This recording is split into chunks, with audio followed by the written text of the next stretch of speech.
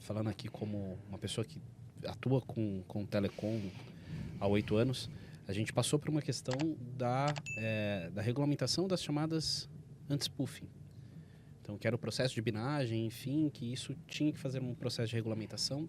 Depois a gente passou pela questão da troca de cadência, tirando o free time, e a gente passa para a inclusão do 0303. Então, foram diversas movimentações no primeiro movimento, até que isso aconteceu, e depois vem o outro movimento das 100 mil chamadas. Então, quando a gente olha na linha do tempo, o primeiro ano realmente da Anatel, ele foi um ano muito forte. E aí, Everton, eu queria já trazer um pouco mais para o tema, por que depois de tanto tempo? Né? A gente fala de 91 para a gente chegar a meados de 2022, se não me falha a minha memória aí, mais ou menos, em torno de 21 para 22, ali meio do ano de 21. A gente sabia, já vinha falando muito sobre um barulho de uma autorreclamação, veio o Procon, aí a gente tem uma questão até de outras plataformas como Reclame Aqui, se falando muito das chamadas dos robôs. Antes da gente entrar no tema atual, eu queria muito saber o porquê que a Anatel tomou essas medidas já nos últimos 3, 4 anos. Na tua visão, o que fez isso? É o trabalho excessivo, da descagem ser excessiva? É o uso de maneira incorreta de um robô, dos agentes virtuais? É uma agressividade muito forte por parte dos discadores, mas para quem está manipulando, não é para quem está fornecendo a ferramenta? O que fez a Anatel ter todo esse movimento para a gente chegar até o dia de hoje? Eu vejo que hoje, eu vejo exatamente que foi um combo de tudo isso, né? Eu acho que a gente precisa dar alguns passos atrás para a gente poder conseguir entender certinho as regras, por que essas regras nascem, né? Porque uma regra não nasce simplesmente porque alguém acordou de mau humor no dia, isso é um fato, né? Algumas sim, mas na grande maioria não, né? A gente pega, por exemplo, e vai retornando coisa de 5 anos antes, a gente vê o primeiro movimento do Procon de São Paulo. O Procon de São Paulo lançando o Do Not Call List, né? E lança o Do Not Call List de forma extremamente forte, com multas pesadas, né, por conta de excesso de chamadas. Só que ficou bem centralizado, ficou regionalizado.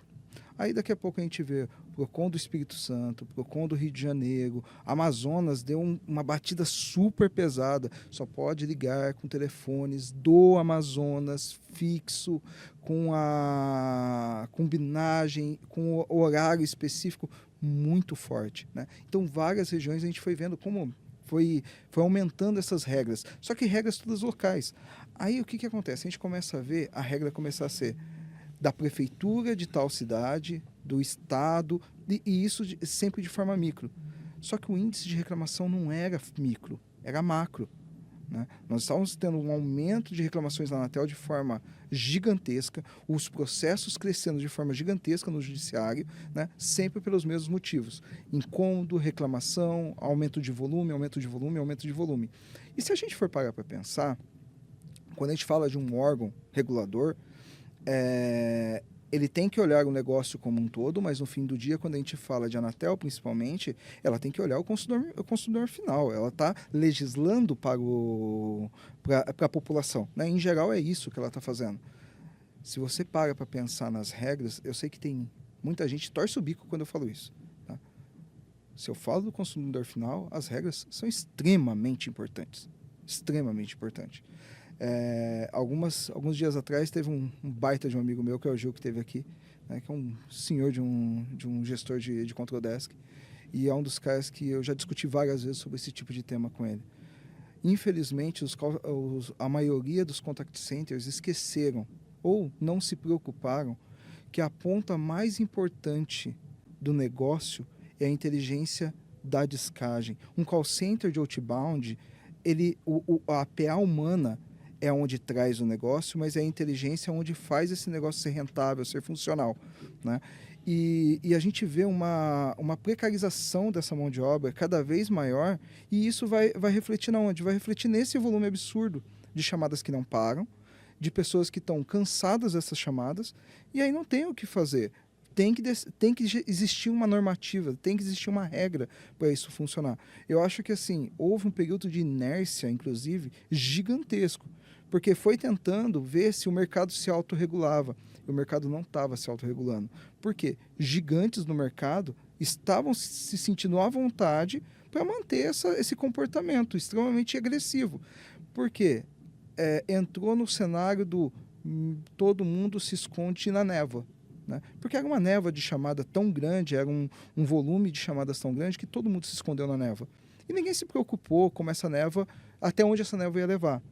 E aí, quando desce a resolução, que é exatamente o que o Guerra falou, desce primeiro a resolução do 0303. Dessa resolução do 0303, todo mundo quase tem um infarto com ela.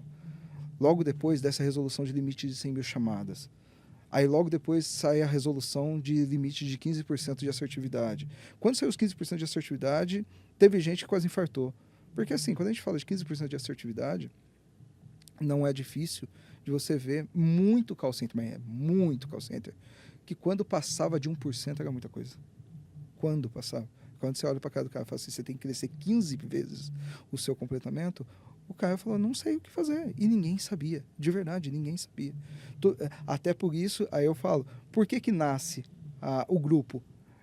Todo mundo fala, beleza, o que vocês pensam? Porque eu vou falar o que eu penso e todo mundo vai se ajudar nisso. Né? Porque crescer 15 vezes não é fácil. Né? E aí a gente viu muita conversa e a grande parte da conversa foi, se não tiver inteligência, não vai ter jeito. Né? Se não houver como você estruturar melhor, não houver como você treinar essas pessoas, né, esses pilotos, não vai melhorar. E hoje, ainda de forma, e eu vou ser bem sincero, ainda de forma extremamente pequena, devagarzinho, mas muito devagarzinho mesmo, algumas empresas estão começando a querer investir.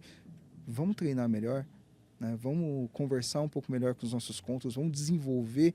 Aí você começa a ver o rouba-monte, né? Um monte de gente saindo correndo para tudo quanto é lado para tentar pegar contra o sênior. Porque desenvolver, tem muita gente que não quer, todo mundo quer pegar o sênior. Tá, né? E aí sai desesperado para pegar, mas vai ter que começar a desenvolver, não tem para onde fugir.